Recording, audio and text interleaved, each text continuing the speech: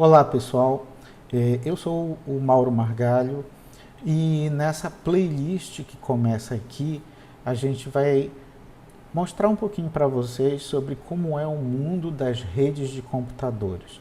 Então a gente vai começar desde os aspectos mais simples até as redes mais sofisticadas, até a internet das coisas, até a indústria 4.0. Então a ideia nessa playlist é, através de uma série de vídeos, mostrar para vocês todo esse percurso, né, das redes de computadores. E é interessante, eu acho que é importante para a gente conhecer um pouquinho disso, uma vez que hoje a gente está todos nós estamos imersos, né, em um universo de tecnologia que no fundo ele tem essa conectividade como pano de fundo. Né? Hoje nós vivemos num mundo que é praticamente um mundo hiperconectado. Tá? Muito bem. Então, para a gente poder falar um pouquinho sobre esse universo, sobre redes de computadores, a gente vai começar falando para vocês, né, como é que a coisa funcionava nos primórdios, né, nos primórdios da computação. Aqui o que a gente tem é um exemplo de um computador que era chamado de mainframe. Então, esse computador, hoje em dia, esse tipo de computador, ele é pouquíssimo utilizado, né, porque é um computador que exige uma infraestrutura física muito grande. Você precisa, para manter esse tipo de computador, ter um grande espaço, você precisa ter piso falso para poder passar aquela série de cabos por baixo, você precisa ter uma infraestrutura elétrica para dar suporte ao funcionamento desse tipo de equipamento muito grande. E hoje você já consegue um desempenho muito grande, praticamente bem melhor do que esses mainframes. Você já consegue esse desempenho com computadores bem menores. Né? Quando se usa ainda os super mainframes que ainda são utilizados, eles normalmente são utilizados na nuvem por grandes empresas. Então, o nosso cotidiano, o nosso dia a dia, normalmente, ele já não utiliza mais isso. Até porque, por uma série de questões, como o excesso de consumo de energia, né, e as novas práticas de TI, de tecnologia da informação verde, elas já indicam, né, elas já trazem uma economia considerável e um custo-benefício realmente que é válido, né, é considerável também se você optar por outro formato que não seja o desses mainframes. E mesmo os mainframes que já ainda existem hoje, né, são mainframes totalmente diferentes dos que haviam nos primórdios da computação. Tá? Então, para vocês terem uma ideia, o que acontecia? A tecnologia desses mainframes mais antigos, né, ela era uma tecnologia totalmente proprietária. Isso significa o seguinte, que se você fosse uma grande empresa e comprasse um mainframe, um supercomputador, para ser usado dentro da tua empresa, e houvesse algum problema, por exemplo, na memória desse mainframe, tipo assim, eu comprei um mainframe da IBM e eu tive algum problema de memória com ele. Lembrem-se que eu estou me reportando aos primórdios da computação e não aos dias atuais. O que acontecia? Eu só poderia repor aquele módulo de memória que foi danificado, ou eu só poderia aumentar a memória do meu computador se eu comprasse da IBM. A IBM era um formato até de encaixe de hardware, de pinagem para você conectar as coisas naquela época, que eram totalmente proprietários. Então a IBM tinha o dela, a Dell tinha o dela, então cada empresa tinha os seus padrões específicos, o que acabava fazendo com que o usuário ficasse preso naquele padrão. Imagina que você fosse comprar um carro da Chevrolet e esse carro tivesse um formato no encaixe dos pneus que fosse só da Chevrolet. Isso significa que qualquer problema, qualquer substituição que você precisasse fazer, obviamente você teria que fazer também por um outro pneu disponibilizado pela Chevrolet. E isso, acho que não precisa nem fazer muita referência, isso é uma coisa que os usuários não gostavam. Né? Ninguém gosta de ficar preso a uma marca. Por quê? Primeiro porque você fica submisso aos preços ditados por aquela marca. Se só tem um tipo de pneu que encaixa no teu carro e você está com o carro e o teu pneu está danificado e disserem, olha, esse pneu custa R$500, essa unidade de pneu custa R$500, você não tem o que fazer, você vai ter que comprar aquela unidade, né, do fabricante do carro, ou você vai ficar sem usar esse serviço. Então era mais ou menos esse tipo de situação que as empresas passavam antigamente, né, lá nos primórdios da computação. Beleza. Então essa inquietação ela começou a se tornar cada vez mais frequente e os próprios usuários eles iniciaram um movimento. Depois a gente faz um outro vídeo falando sobre isso, mas assim, houve uma busca muito grande para que isso mudasse, para que os equipamentos, os procedimentos de comunicação dos componentes desse equipamento, eles passassem a ser padronizados. E a partir do momento que eles fossem padronizados, qualquer outra empresa, que não necessariamente aquela da qual eu comprei o meu equipamento, o meu mainframe no caso, ela poderia me fornecer, de repente, a um custo menor, aquele mesmo dispositivo. Tá? Então, a busca por esse padrão, ela começou a envolver, né, uma instituição, né, internacional de padronização, que até hoje nós conhecemos, que é a ISO, né? International Organization for Standardization, quer dizer, a Organização Internacional para a Padronização. Então, hoje, até nos dias de hoje, se a gente quiser comprar algum brinquedo, algum item qualquer, e a gente quiser uma segurança maior de que aquele item tem um padrão certificado, de que ele foi devidamente testado, a gente sempre procura pôr um selo dessa instituição, né, que é uma instituição que tem uma tradição muito grande, né? Essa sigla ISO, ela é desse órgão que foi criado em Genebra, né, no ano de 1947, e até hoje ele trabalha com essa responsabilidade de definir padrões para as mais diversas áreas. Então na busca por um padrão, a ISO pegou e entrou na jogada. A ISO junto com as universidades, porque até então os computadores eram, o domínio da tecnologia dos computadores era muito ligado à academia. Então a academia se juntou à ISO e juntos, né, começaram a trabalhar na proposição de um padrão, de um modelo, né, que permitisse a livre concorrência, que fosse aberto. E aí foi proposto um modelo que foi até um trocadilho com o nome ISO, né, que foi um modelo chamado OSI.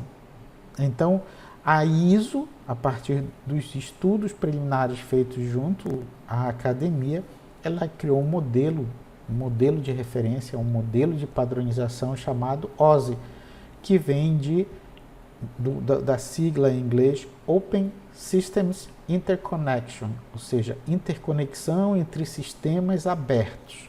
Tá? E é um modelo, como eu falei para vocês, que padroniza uma série de itens de comunicação dentro do sistema. Então, aquela questão, por exemplo, da pinagem da memória, a IBM não poderia mais, a partir de então, colocar uma pinagem ao gosto dela, né? No exemplo do carro, a Ford, por exemplo, não poderia mais colocar um modelo de encaixe de roda que fosse exclusivo dela. Elas teriam que seguir, todas as empresas teriam que seguir um padrão, né? Um modelo, e esse modelo seria aberto, seria divulgado, o que permitiria que outras empresas pudessem apresentar produtos similares que poderiam funcionar da mesma forma, desde que feitos dentro daquele padrão. Então, a ideia do modelo conhecido como OSI, né, era justamente criar essa possibilidade, esse padrão, para que a concorrência pudesse aumentar e, com isso, você não ficasse preso a um fabricante específico. Então, isso foi um dos grandes impulsionadores para que os computadores se popularizassem, né? Pouco depois de os PCs, os computadores pessoais, serem lançados, né, um dos grandes desafios dos jovens daquela época era cada um queria montar o seu PC, né? Era um desafio muito comum. E aí, nesse processo, quem ia montar o PC comprava os componentes a partir de escolhas mais diversas. Eu quero comprar esse componente, a memória, por exemplo, eu posso comprar de um fabricante, porque de repente eu sei que é um fabricante que cobra mais caro, mas é uma memória de melhor qualidade, ou eu posso comprar uma memória mais barata e mais simples, que não tem tantas possibilidades, tantos recursos, mas ela serve para o que eu quero. Eu posso comprar o disco rígido do meu computador, poderia naquela época, né? E hoje também, de um outro fabricante. Posso comprar a placa-mãe de um outro fabricante e assim por diante. Então, isso foi uma grande vitória, né, entre os usuários de computação, porque trouxe essa possibilidade. Muito bem.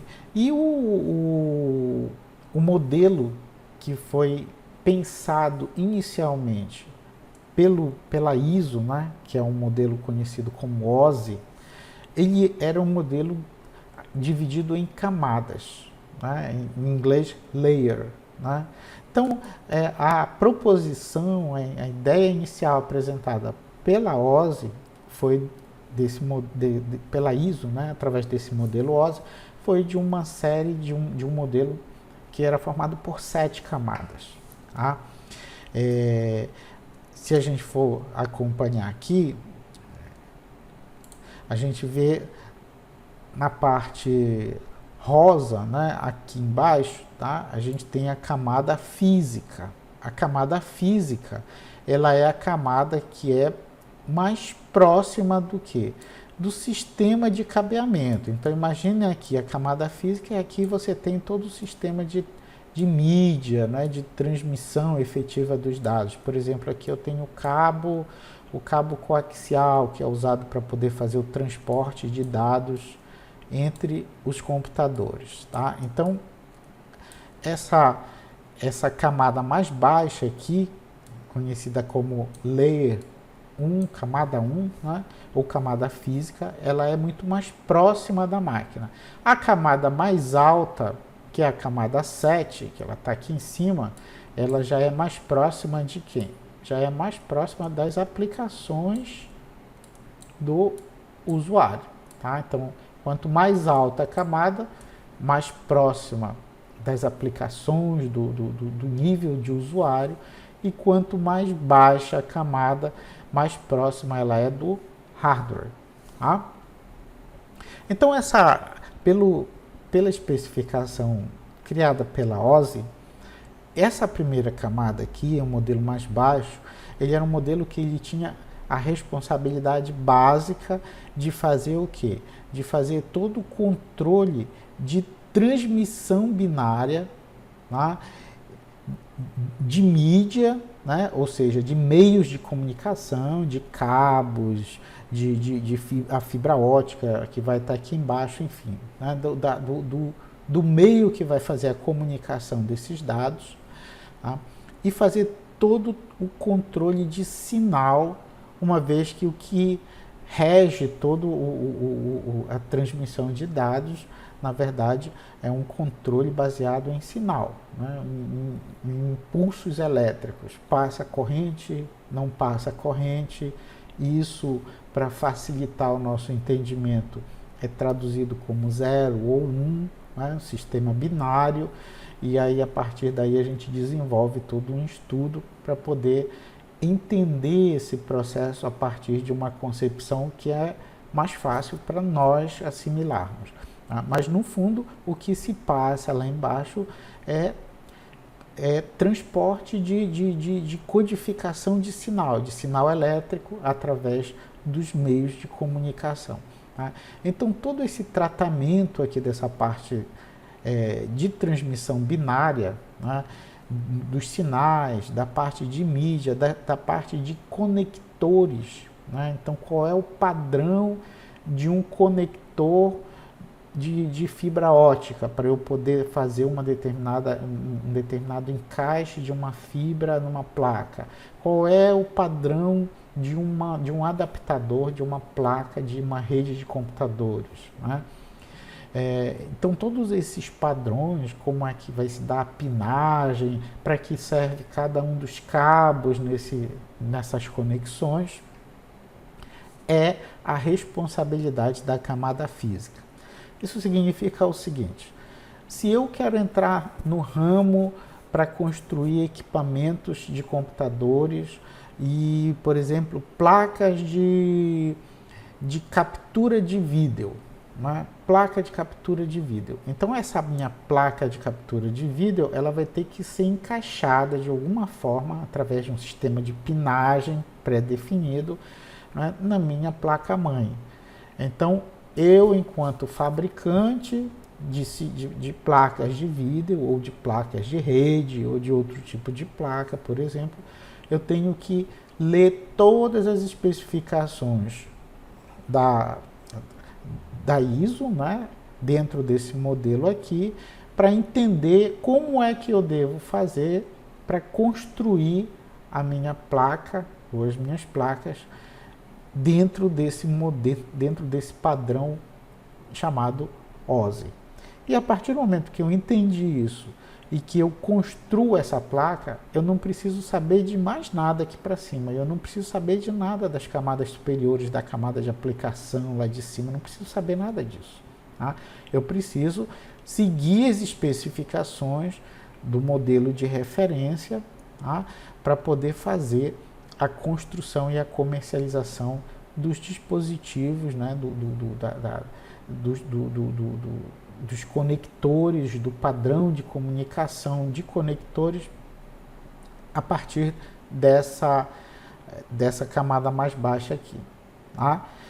E isso, realmente, essa independência, né? essa falta de necessidade de eu, enquanto fabricante de placas daqui, precisar saber o que tem aqui para cima, é que gerava concorrência de mercado e que fazia com que os preços cada vez mais fossem caindo.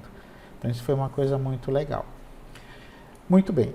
A segunda camada, chamada camada Layer 2, né, Layer 2, foi a camada conhecida como camada de enlace, tá? Ou Data Link. Né? Data Link, enlace. Enlace é uma palavra que remete à ligação. Tá? Muito bem. Qual era, pelo modelo de referência da OSI, né? Modelo OSI, qual era a responsabilidade desta camada aqui? Muito bem, a responsabilidade desta camada principal, a responsabilidade principal era prover todo o sistema de endereçamento físico dos dispositivos. Então, quando eu coloco um dispositivo que vai ser conectado numa rede, quando eu fabrico ele e coloco ele no mercado, esse dispositivo ele vem com um endereço físico. Ele vem com um endereço que é gravado de fábrica, né? E que, a priori, não pode ser modificado.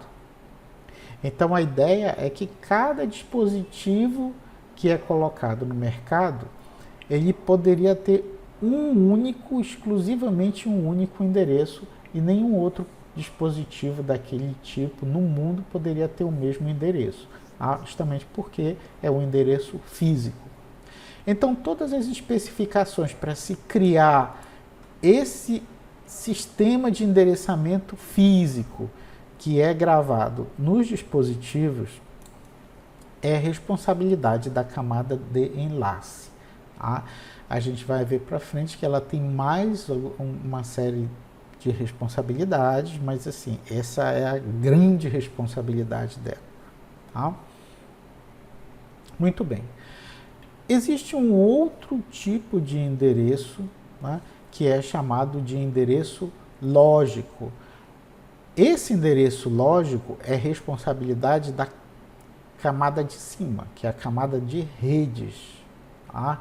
A camada 3, ou camada de redes, vou colocar aqui a camada de redes, ela tem duas responsabilidades enormes, que são de grande importância.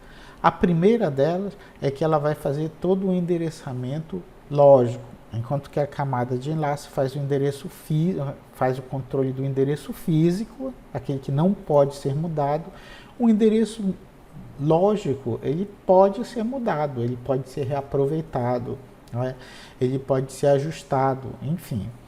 E, além dessa responsabilidade, ele também tem a responsabilidade de definir qual é o caminho, qual é a direção, né, que os dados que eu vou mandar de um local para outro da rede, por qual é o caminho que ele vai percorrer, né? Qual é a rota, por onde é que ele vai para poder chegar em um determinado destino. Tá? Aí, bom, eu vou dar um exemplo aqui, porque talvez tenha gerado alguma confusão, né, sobre essa questão do endereço físico e do endereço lógico. Tá? Eu vou dar um exemplo baseado no sistema de emplacamento de carros dos Estados Unidos, não no daqui do Brasil, porque eu acho que fica mais fácil para a gente consolidar esse entendimento. O que acontece? Nos Estados Unidos existe um sistema que ele é associado, quando você compra um carro, né, você tem direito a uma placa desse carro. Essa placa nos Estados Unidos, ela é uma placa que ela é associada ao teu nome. Então, o Mauro tem uma placa. Tá? O João, quando comprar o carro dele, ele vai ter uma outra placa. A Amélia, quando comprar o carro dela, ela vai ter uma placa dela. Então, diferente daqui no Brasil, se eu vender o meu carro e comprar outro carro, ao invés de pegar uma outra placa que vem com esse carro, o que é que eu faço? Eu tiro a minha placa, a placa é minha, a placa está associada ao meu nome. Eu tiro essa placa e coloco no outro carro. Né? Então vejam que esse sistema de endereçamento que tem nos Estados Unidos, onde a placa é associada à pessoa, é um tipo de endereço que é lógico. Por que é lógico? Porque hoje a minha placa JUD 4677, ela pode ser associada a um Jimny, a um carro Jimny.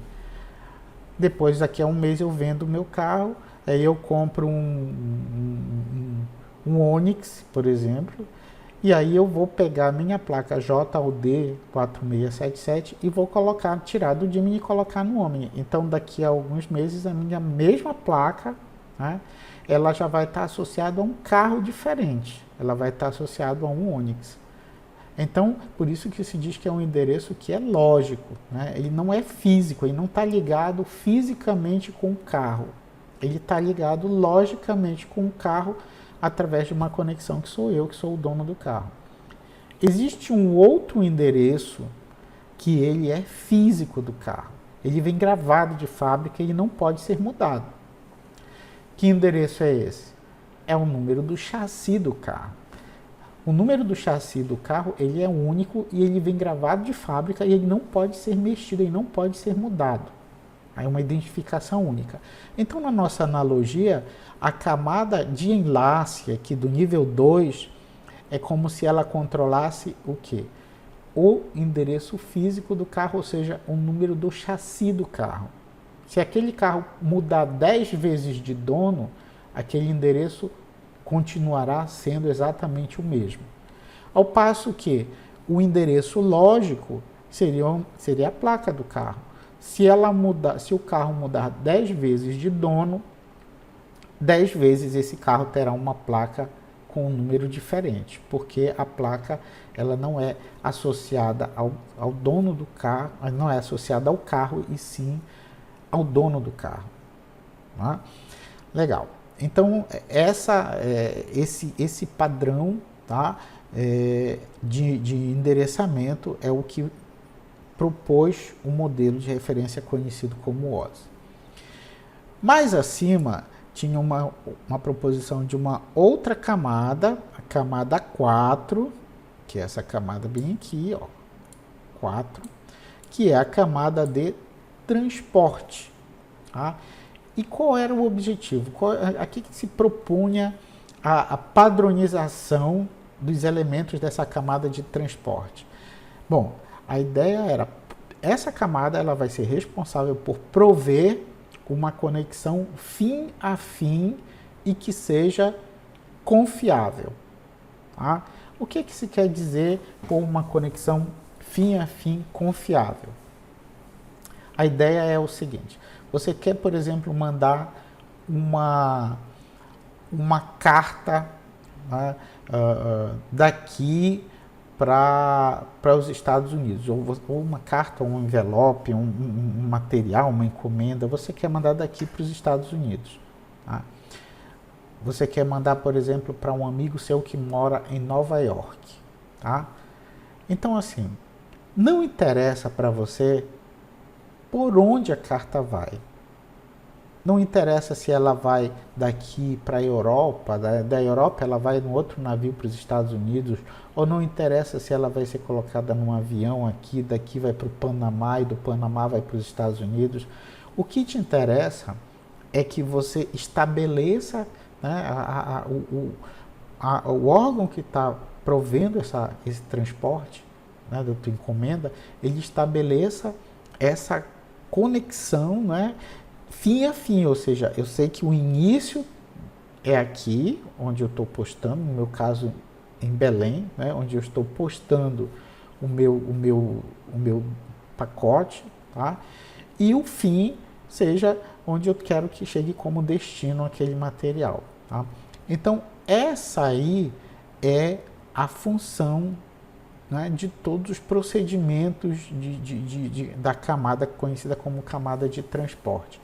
Como ele vai fazer, por onde ele vai passar para poder levar esses dados de um lugar de origem para um lugar de destino, a camada de transporte não está muito preocupada com isso. Ela só se preocupa em dizer, olha, vai sair alguma coisa daqui de Belém, pesando 10 quilos, é um pacote que o Mauro está despachando e vai chegar para o Antônio lá. Então lá tem que chegar um pacote de 10 quilos, que foi exatamente o pacote que o Mauro liberou daqui.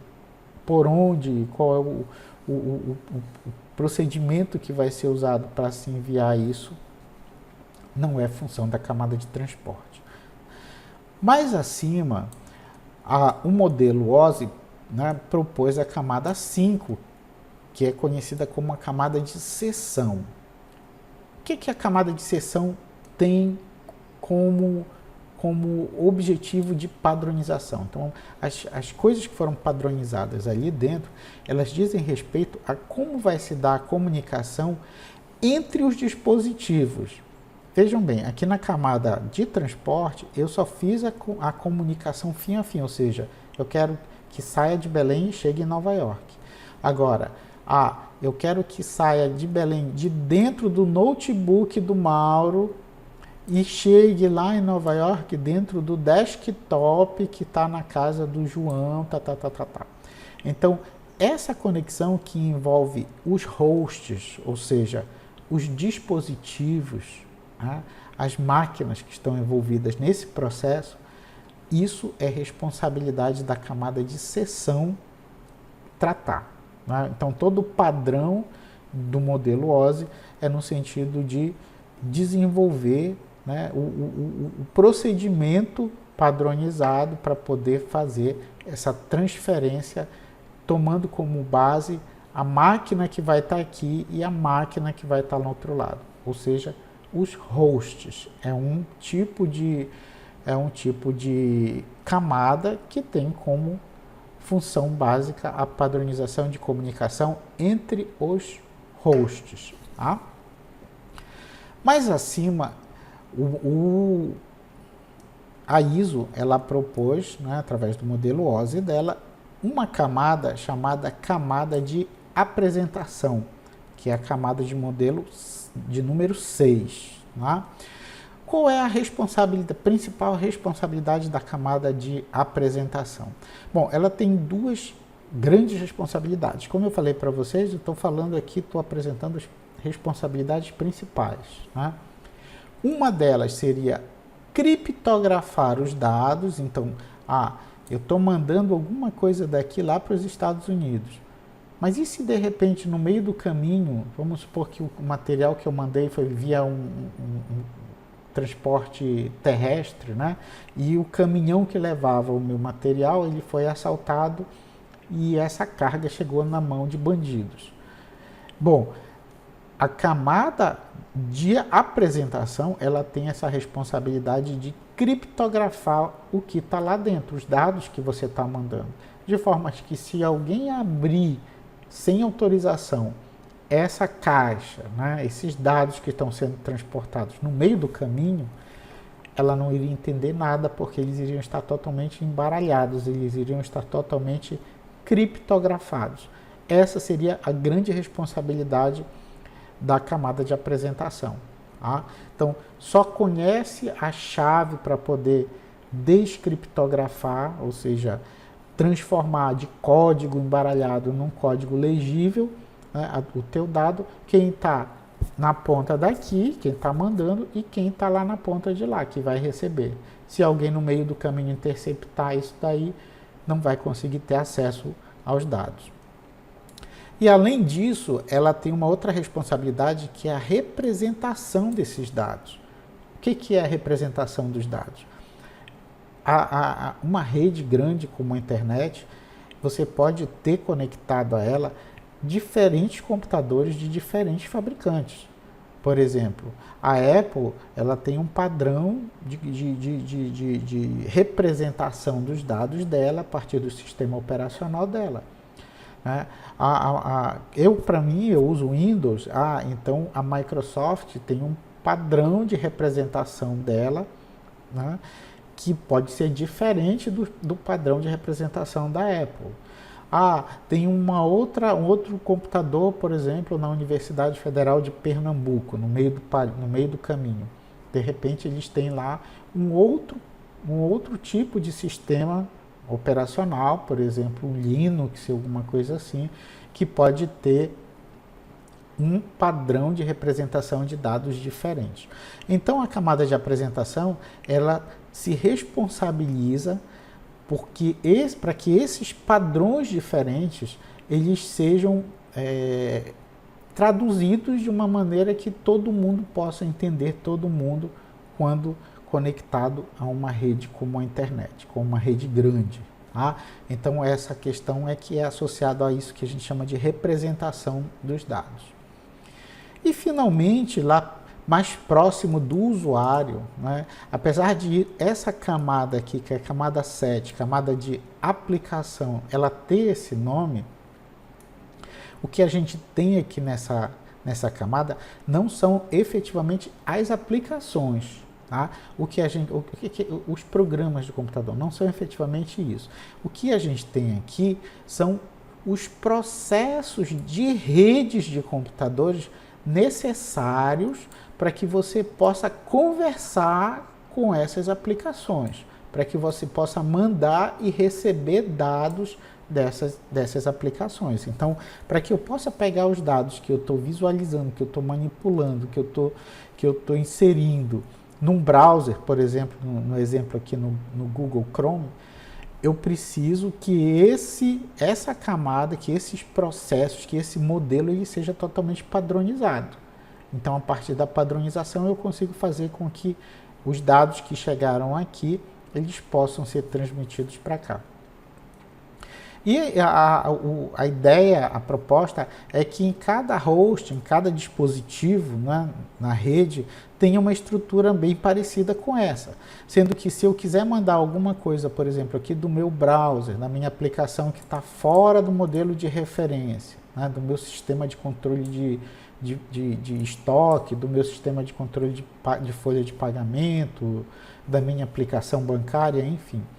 Se eu quiser mandar esses dados para um outro computador, o que eu vou fazer?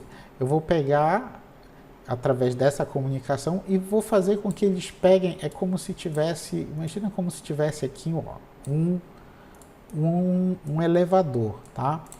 Um elevador, onde eu pego e coloco o dado que eu quero transmitir bem aqui, e aí ele vai passar pela primeira camada, que é a camada mais alta, que é a camada de aplicação. Quando ele passar pela camada de aplicação, vai ser inserido, além dos dados que vão ser transmitidos, vai ser inserido um cabeçalho nesses dados, com todas as informações da padronização utilizada aqui na camada de aplicação. E aí o que acontece? Ele desce, continua no elevador e desce o andar. E aí quando ele desce, ele vem assim, ó. Ele vem o dado como ele saiu lá de cima. Então aqui são os dados originais, aqui são os dados inseridos na camada de aplicação. E como ele está na camada de apresentação agora, a camada de apresentação insere mais um cabeçalho aqui com os dados de padronização dessa camada de apresentação. E assim, esse procedimento vai se repetindo. Quando ele vier para a próxima camada, que é a camada de sessão, ele vai descer assim, os dados, o cabeçalho que foi inserido lá na camada de aplicação, o cabeçalho que foi inserido na camada de apresentação, e como ele está na camada de sessão, ele insere mais um cabeçalho aqui. Tá? Então, a cada andar, digamos assim, a cada layer, né, a cada camada que ele passa, ele vai descendo e vai recebendo mais um cabeçalho, e mais um cabeçalho, e mais um cabeçalho. Então, quando ele chegar aqui no final, ele na camada física, tá, que é a camada onde ele vai ser preparado para ser transmitido para o outro computador, ele vai estar nessa situação. Vão ter os dados aqui, e aqui vão ter uma série de cabeçalhos, cada um deles referentes a uma dessas camadas que ele passou. Tá?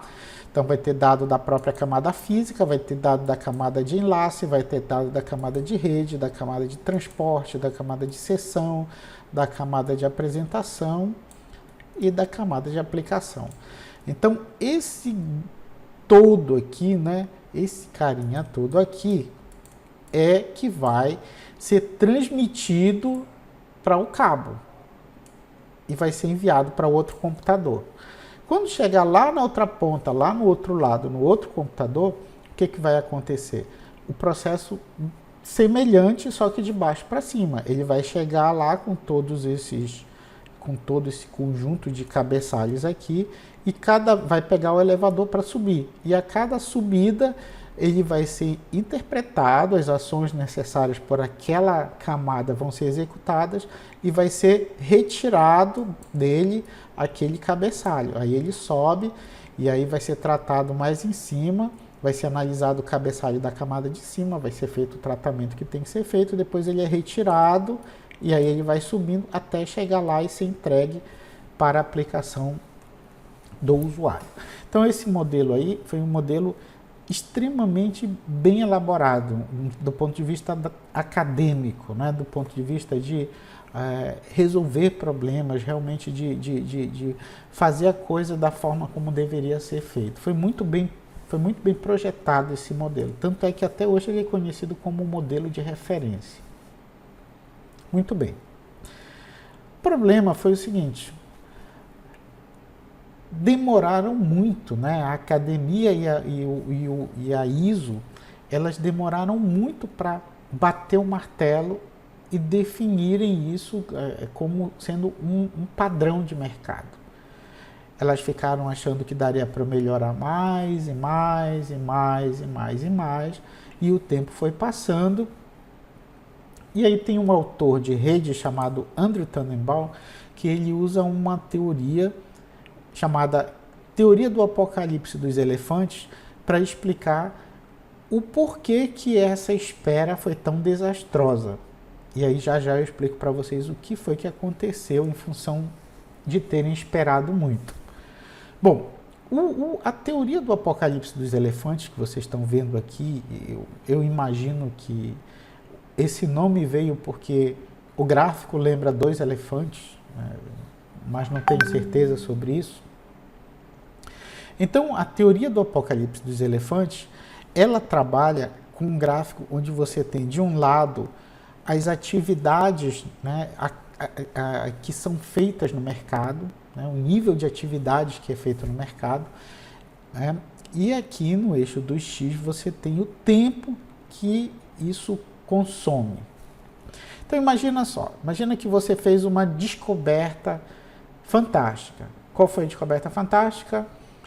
Um modelo de referência que você poderia usar para padronizar todo o funcionamento de um computador, de uma rede de computadores. O modelo OSI. Ótimo. Então esse modelo de referência, ele foi proposto, imagina que ele foi proposto bem aqui, né? Depois de alguns estudos entre a academia e a universidade, então ele foi proposto aqui.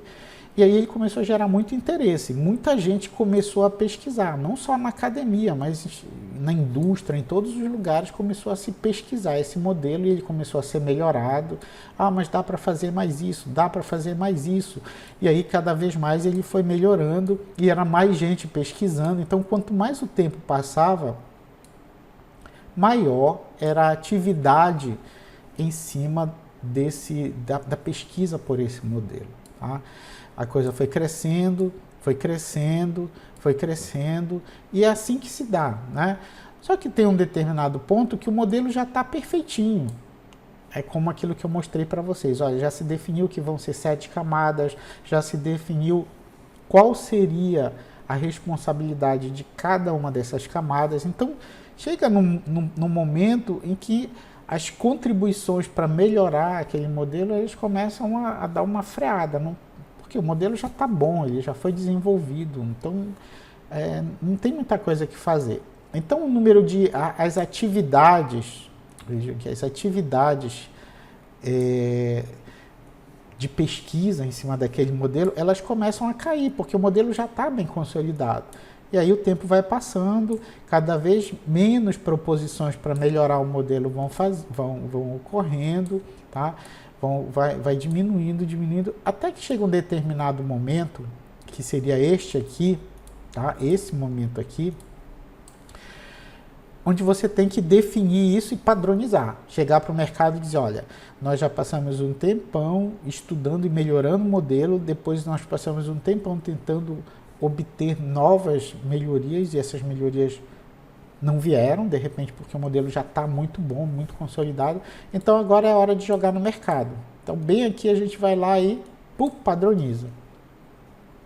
E depois que você padroniza e joga no mercado, aí o uso efetivo, né, vão começar a ser construídos equipamentos e vai começar a se usar em larga escala aquele modelo que você propôs. Então, novamente, as atividades começam a subir em função dessa padronização de uso do mercado, até que vai chegar um tempo que essas atividades começam a diminuir, tá? Aqui em cima seria onde se faz bilhões de investimentos em dólares, porque aquele equipamento está tomando conta, ou aquele dispositivo, ou aquele modelo está tomando conta e já está no mercado, e aí as coisas tendem a esfriar, que é realmente onde ele se acomoda nesse procedimento de padronização. Mas o que é que diz a teoria do apocalipse dos elefantes? Que você não pode perder este momento bem aqui, ó. Este momento que é para você chegar e padronizar e dizer, mercado é o seguinte, está definido. O modelo que a gente vai usar como referência é esse modelo chamado OSI e ele funciona assim.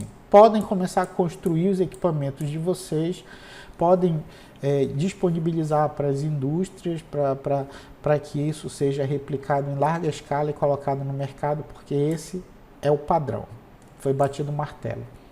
Se você perder esse momento de bem aqui falar isso para a indústria, tá? Então você corre um risco muito sério de quê? De que a própria indústria pegue e padronize, mesmo que não exatamente igual ao que você está estudando, mas ela faça um padrão dela e coloque no mercado. Porque já está todo mundo ávido por colocar, por padronizar, por usar aquele recurso que ele já começou a ser divulgado, ele já começou a ser testado, e nada de você definir isso como um padrão. E se você não definir como um padrão, a indústria está aqui esperando e está perdendo dinheiro, porque ela já podia estar com aquilo no mercado. Ok? Então, o grande problema do modelo OSI foi essa demora que a academia, com o seu perfeccionismo todo, foi querer esperar muito para melhorar mais e mais e mais, e perderam esse ponto. E aí o que aconteceu?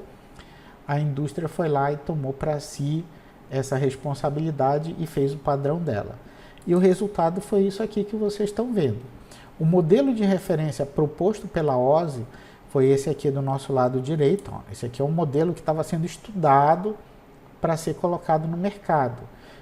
Formado, como eu mostrei para vocês, por 7 camadas: camada física, de enlace, de rede, de transporte, seção, apresentação e aplicação, com todos os parâmetros de cada camada, todas as responsabilidades de cada camada muito bem definidas. E isso demorou para se bater o martelo e chegar na indústria. E o que aconteceu?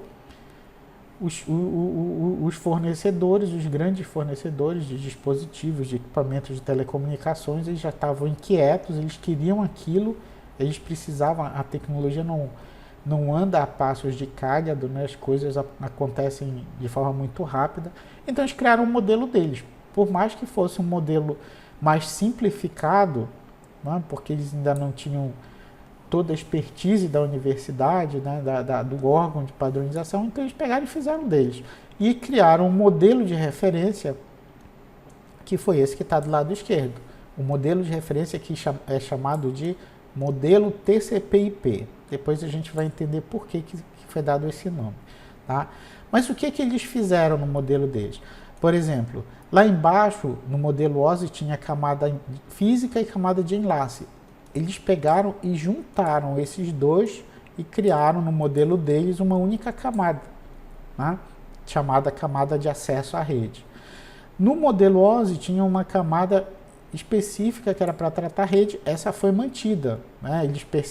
Eles acharam que era de grande importância e resolveram manter integralmente essa camada, que é a camada de rede. A mesma coisa aconteceu com a camada de transporte, ela foi mantida integralmente. Na parte de cima, nessas camadas mais altas, mais próximas do usuário, eles juntaram 3 dessas camadas aqui e criaram uma única camada chamada camada de aplicação.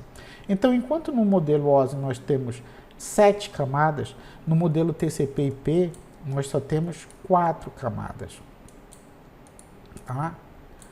Nós só temos 4 camadas.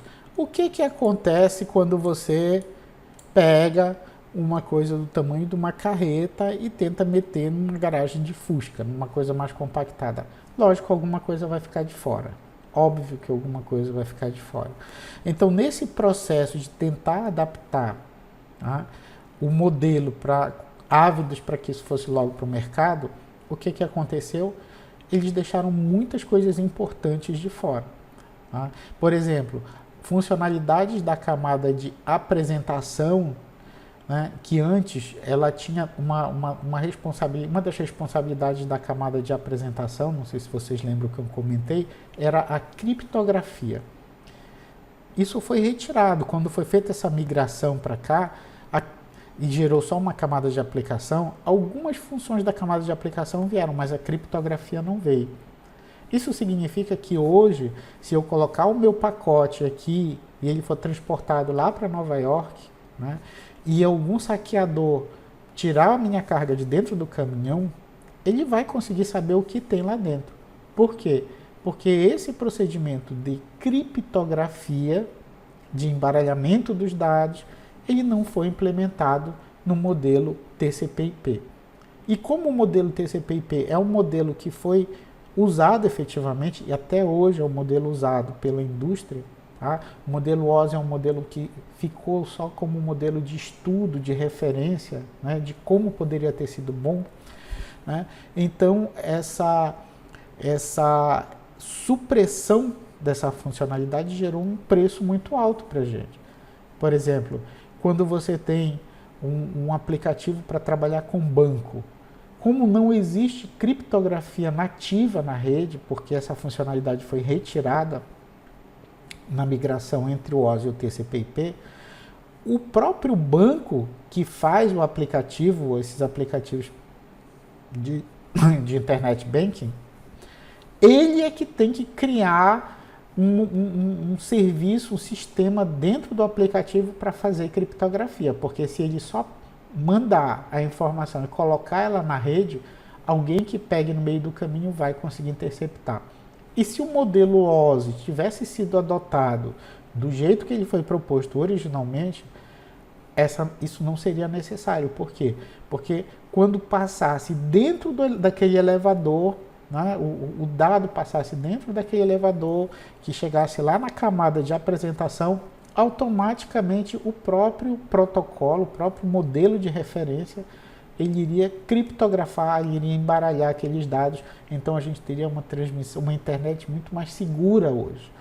Eu garanto para vocês que muitos dos problemas com hackers que a gente tem hoje, eles seriam evitados se o modelo que tivesse sido adotado à época fosse o modelo OSI e não o modelo TCP/IP. Todavia, atrasaram muito, né? Então a indústria é assim.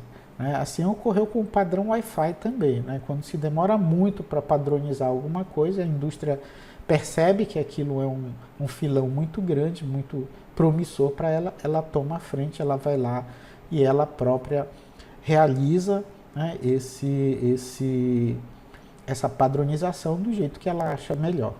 Tá? Então isso aqui foi para explicar para vocês o que a gente tem então hoje vigente no mundo todo é o padrão TCP/IP, tá? É esse padrão de 4 camadas. E aí muitas pessoas podem perguntar, tá, mas já que é consenso que o modelo OSI é melhor, tem mais funções, tem mais possibilidades de controle, por que não se muda hoje para o TCP/IP? Simplesmente porque a base de equipamentos instalada no mundo todo já é gigantesco. Né? Então ficaria inviável fazer modificações na forma de funcionamento, na estrutura de funcionamento de todos esses dispositivos espalhados pelo mundo. Ok? Bom, essa aí era a mensagem que eu gostaria de passar para vocês para entender o que é o modelo de referência, né? E para entender qual é o que funciona hoje. O detalhe de cada um desses modelos, como é que funciona o modelo mais baixo, modelo físico, modelo de enlace, o que exatamente se faz, como se faz. Então isso vai ser objeto de estudo das nossas próximas aulas. Eu espero que vocês tenham aproveitado, né, tenham gostado, e é isso aí. Um grande abraço para todo mundo.